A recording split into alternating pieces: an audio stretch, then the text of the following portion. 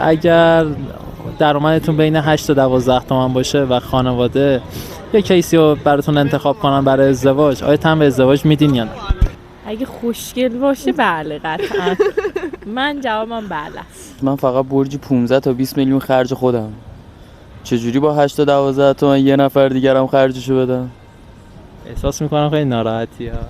ما هم همدیگر دوست داشتیم، خب خودم یه 8 تا 10 دیگه هم در میارم میذاریم کنار، میشه 20 تا 30 حقوقمون. سوال سختی پرسیدی. خواستم بدونم که اگر حقوقت بین 8 تا 12 میلیون باشه و خانواده یکی رو معرفی کنه برای ازدواج، تو قبول میکنی یا نه؟ یعنی تن میدی به ازدواج یا نه؟ داداش من فقط برج 15 تا 20 میلیون خرج خودم. چجوری با 8 تا 12 تومن یه نفر دیگرم خرجشو بدم؟ یعنی هیچ جوره حتی اگه خانواده‌ام کمک کنه قبول نمیکنه؟ اصلا من دنبال کمک کسی نیستم، خودم باید شرایطشو داشته باشم دیگه. احساس میکنم خیلی ناراحتی ها. نه برای چی؟ روی آره دیگه داداش، آخه 8 تا 12 میلیون الان شما فقط برجی تو کمترین حالت 6 تومن 7 تومن 8 تومن کرایه خونته، بعد هیچی نخوای بخوری برجی 8 تا 10 تومن هم هزینه خورد و خوراکته اگه بخوای خودت تنها زندگی بکنی. این شد چقدر؟ نزدیک 15 16 تومن. بعد ارزم به حضورت که دیگه لباس هم بخوای بخری، حالا بگو برجی 4 5 تومن هم لباس شد 20 تومن. 20 تومن خالص برای یه نفر.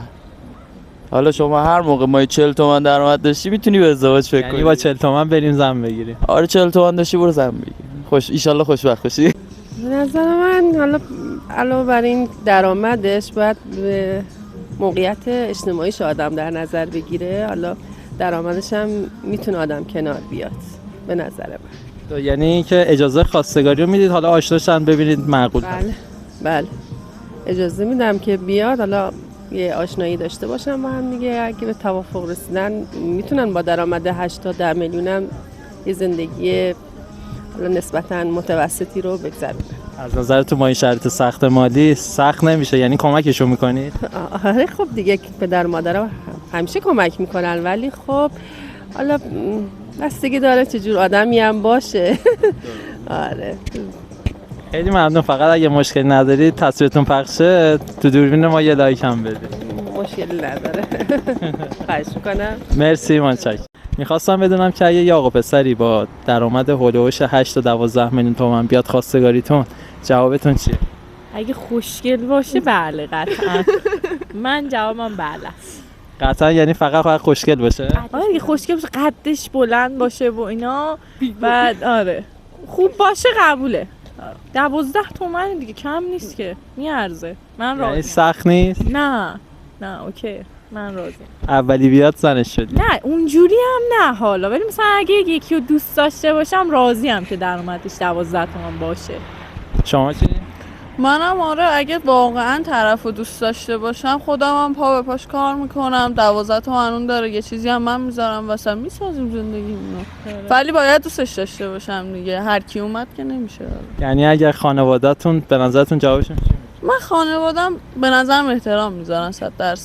آره مطمئنا کسی رو انتخاب میکنم که سرش به تنش بیارزه. شما چطور؟ من که ازدواج نمی‌کنم. نه جدی. آره ازدواج نمی‌کنم. من میرم. نه حالا تو بگو. نه فکر نکنم، چون من کسی دوست ندارم، ازدواجم نمی‌کنم با کسی که آره اینجوری باشه. یعنی با 12 تومن کنار نمیاد؟ مخارجم زیاد. من مخارجم زیاده ولی خب آره خودمونم با خودم کار کار کنیم می‌کنم دیگه. دیگه. آره. خب من حوصله ندارم.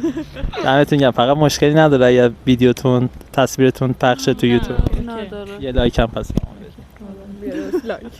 نظرتون چیه؟ اجازه میدین یا نه یا هرچی؟ به خیلی پارامتر بستگی داره. به فقط پارامتر درآمد، اونم درآمد یه جوون که تو سن حالا اوایل کارش هستش نمیشه بسنده کرد. باید ببینی که تواناییاش چیه، برنامه‌اش برای آینده چی هستش، خانواده‌اش چطوری هستن، فرهنگش چطوری هستش. این پارامترها کنار هم دیگه میذاری، یکی از اون عوامل تصمیم گیری درآمد هستش. اگر بقیه موارد اوکی باشه خب پدر مادرها هم کمک میکنن که بتونن 2 نفر به زندگیشون برسن. یعنی اینجوری که من برداشت کردم اگر طرف خانواده یا خودشون موجه باشن شما کمکشون می‌کنید. بله قطعا اینجوری هستش دیگه. وظیفه پدر مادر هست الان، وگرنه خود جوون که نمیتونه با این شرایط اقتصادی کاری بکنه. بعد زندگی دختر خانمتون سخت نمیشه؟ فکر میکنم باید با سختی عادت کنن. همه ما دوران سخت زندگی رو گذروندیم که نمیتونیم پخته بشیم. خیلی ممنون. اگر درآمدتون بین 8 تا 12 تومن باشه و خانواده یه کیسی رو براتون انتخاب کنن برای ازدواج، آیا تن به ازدواج میدین یا نه؟ درآمدم اینقدر باشه که اصلا خودم ازدواج نمی‌کنم اگه بحث درآمدیش باشه. و گزینه دومی که گفتین، بازم اگه خانواده بهم کسی رو معرفی کنه، نه راستش، یعنی باید خودم طرفو ببینم، باهاش آشنا بشم، یه مدت با هم باشیم، خیلی چیزا باید معلوم بشه قبل از ازدواج. این از این سواله. اگر حالا ما فرض میکنیم مورد خوبی باشه، موجه باشن، باز مثلا اون درآمده اذیتتون نمیکنه اگه کم باشه؟ چرا دیگه، من میگم حداقل الان 2 نفر بخوان یه زندگی نرمال، نه خوب، نرمال که حداقل رو داشته باشه، به نظرم الان 30 تومن رو میخواد تو ماه. و حالا اگر خودتون دختر داشته باشین میذارین بیان خواستگاری دخترتون با حقوق 10-12؟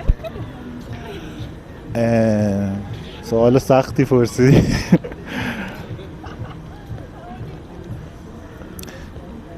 آره در یه صورت آره، اگه خودم بتونم ساپورتشون کنم و طرف اون پسر انسان باشه، آره، ولی خب خودم باید ساپورتش کنم، چون این حقوقی که گفتیم به یه نفرم نمیرسه. مرسی از وقتی که گذاشتین. مشکلی نداری که تصویرتون پخش شد؟ مرسی، متشکرم. بین 8 تا 10 تومن بیاد خواستگاریتون، 8 تا 10 اگه همچین آدمی باشه و مثلا اوکی باشه اخلاق و اینا، و بعد ما هم همدیگر دوست داشته باشیم، خب خودم یه 8 تا 10 دیگه هم در میارم میذاریم کنارش، میشه 20 تا 30 حقوقمون که حالا ببینیم چجوری میشه رسیم. یعنی احساس میکنید که پدر مادرتون لذت میدن؟ پدر مادرم که خب اونقدی پول در نمیارن که بخوان یکی که مثلا خیلی حقوقش کمه رو مثلا نخوان را بدن. اگه خب طرف اوکی باشه و اینا، چرا که نه؟